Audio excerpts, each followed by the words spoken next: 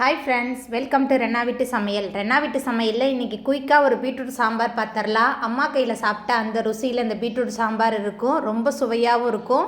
குழந்தைகளுக்கு lunch box கொடுத்துட்டா குழந்தைகளும் ரொம்ப விரும்பி சாப்பிடுவாங்க அந்த சுவையான பீட்ரூட் சாம்பார் ரொம்ப சுவையா எப்படி செய்யறதுன்னு வாங்க பார்த்தறலாம் பீட்ரூட் சாம்பார் பண்றதுக்கு 3 ஸ்பூன் அளவுக்கு எண்ணெய் சேர்த்துக்கலாம் எண்ணெய் சூடாய் வரட்டும் எண்ணெய் சூடாய் வந்துட்டு இதில் 1 ஸ்பூன் அளவுக்கு கடுகு சேர்த்துக்கலாம் கடுகு நல்லா பொரிய ஆரம்பிச்சிருச்சு கொஞ்சமாக கருவேப்பிலை சேர்த்துக்கலாம்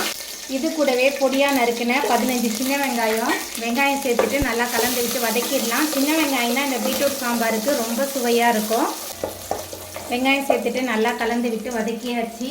அதுக்கப்புறமா இதில் 3 டேபிள் ஸ்பூன் அளவுக்கு சாம்பார் தூள் சேர்த்துக்கலாம் கூடவே 1 ஸ்பூன் அளவுக்கு மஞ்சள் சேர்த்துக்கலாம் அதுக்கப்புறமா இந்த சாம்பாருக்கு தேவையான அளவுக்கு உப்பு சேர்த்துட்டு நல்லா கலந்து விட்டுறலாம்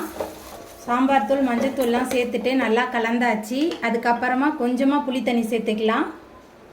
அதுக்கப்புறமா கொஞ்சமாக தண்ணி சேர்த்துக்கலாம்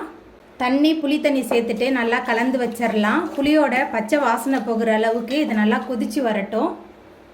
புளியோட பச்சை வாசனை போகிற அளவுக்கு நல்லா கொதிச்சு வந்துருச்சு அதுக்கப்புறமா குக்கரில் வேக வச்சுருந்த துவரம்பருப்பு பீட்ரூட் கலவை சேர்க்கலாம்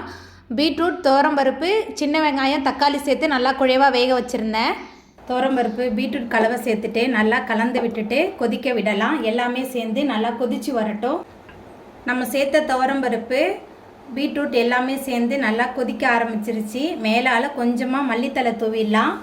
மல்லித்தலை தூவிட்டு நல்லா கலந்து விட்டுட்டு நம்ம அடுப்பு ஆஃப் பண்ணிடலாம் ரொம்ப சுவையான பீட்ரூட் சாம்பார் அருமையாக ரெடி ஆகிட்டு